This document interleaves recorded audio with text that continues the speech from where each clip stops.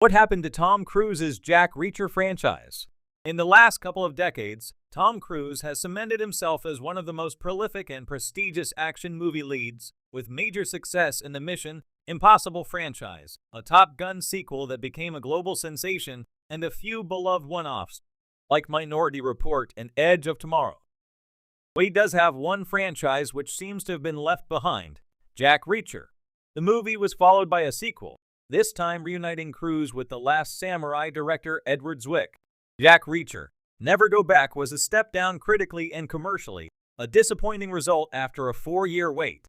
The sequel was released in 2017, and talks of a third movie gradually quieted down as the years went on, and as Cruise focused his efforts on other projects, including action franchises that were better fit for his star persona and high-flying aspirations. When Prime Video debuted the Reacher series, starring Alan Ritchson in the titular role, hopes of Cruise continuing the film franchise dwindled even further. Most fans and critics agree that Ritchson's Reacher is a more faithful, successful adaptation anyway.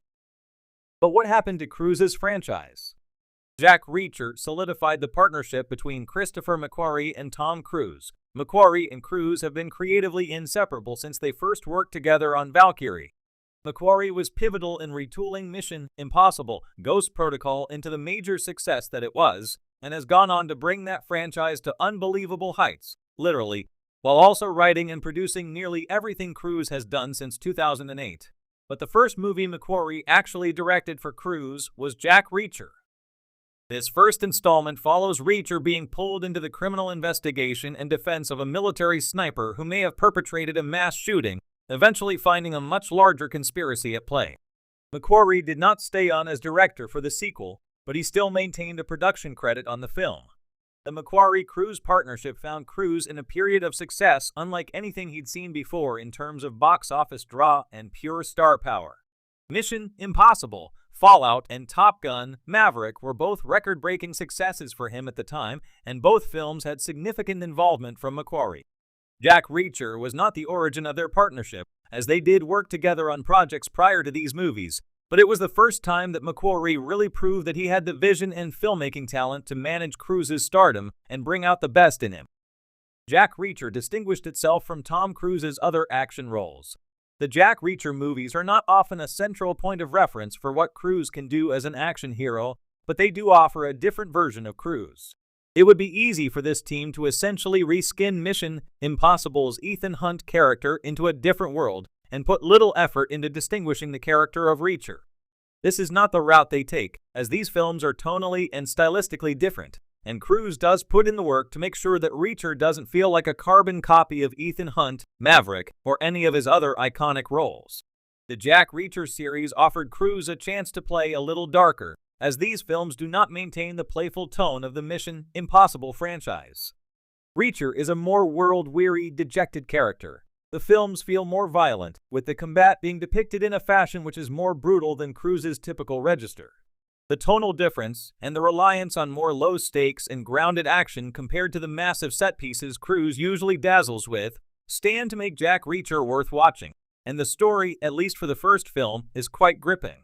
The villain, for example, was portrayed in a brilliantly wicked performance by legendary filmmaker Werner Herzog. You also get a great performance from Rosamund Pike as a defense attorney who is unwittingly roped into the plot. With a crew of talented actors working under the guidance of McQuarrie, a gifted action filmmaker, it is hard to go wrong with the first Jack Reacher film. Tom Cruise's Jack Reacher franchise, based on Lee Child's best-selling novels, seemed destined for success. With its lead character, a nomadic former military policeman who solves complex problems with his wits and fists, the film series had all the ingredients for a long-running hit, a beloved source material, a bankable Hollywood star, and plenty of thrilling action. Yet, despite some initial fanfare, the franchise came to an abrupt halt after 2 movies, leaving many to wonder, what happened to Jack Reacher? The answer lies in a combination of missteps, fan expectations, and Hollywood's evolving trends. The origin and the first movie, The Jack Reacher books, which debuted in 1997 with Killing Floor, have enjoyed enormous popularity worldwide, selling millions of copies and fostering a loyal fanbase. Reacher, the series' towering protagonist, stands out for his uncompromising moral code, his ability to navigate both the law and its darker underbelly, and his imposing 6'5", 250-pound frame. Casting the physically smaller Cruise as Reacher, a crucially defining feature of the character, was the first spark of controversy that would dog the films. When Jack Reacher hit theaters in 2012, it performed reasonably well. Directed by Christopher McQuarrie, who would later collaborate with Cruise on the Mission Impossible films, the movie earned $218 million worldwide on a $60 million budget. Its appeal came largely from Cruise's intense performance, solid action sequences, and its faithful adaptation of One Shot, the ninth book in Child series. Despite the decent box office showing and critical approval, fans of the books couldn't shake the feeling that something was off, specifically the casting of Cruise as Reacher. The casting controversy from the moment Cruise was announced as Jack Reacher, there was considerable backlash. While Tom Cruise is undoubtedly a global star with a reputation for his dedication to physically demanding roles, his portrayal of the hulking, physically intimidating Reacher struck many fans as misaligned. Reacher's sheer size is often key to his ability to intimidate and overpower enemies, and this characteristic is emphasized in nearly every book. Cruise, standing at 5'7" with a lean build, simply didn't embody the imposing physical presence of Reacher, which left a sizable portion of the fanbase dissatisfied. While Cruise brought a different intensity and charisma to the role, many readers of the books felt the essence of the character was diluted.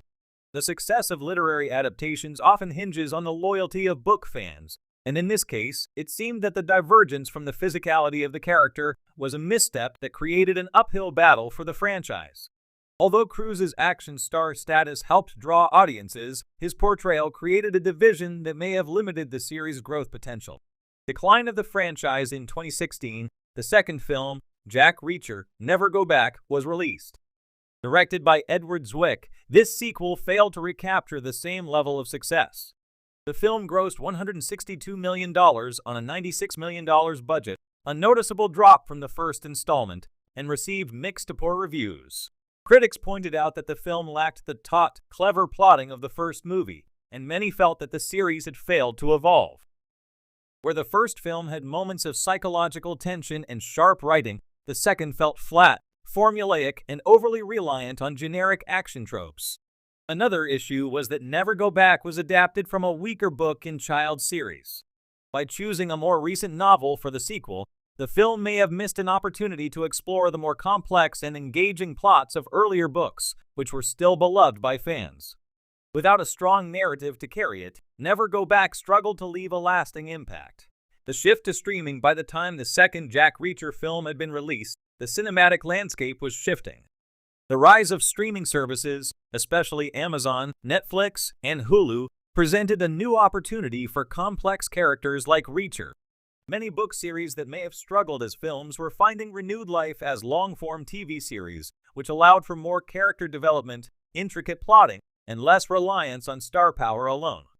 In 2019, Lee Child announced that he would be moving on from Cruise and the film series in favor of a television adaptation of Jack Reacher.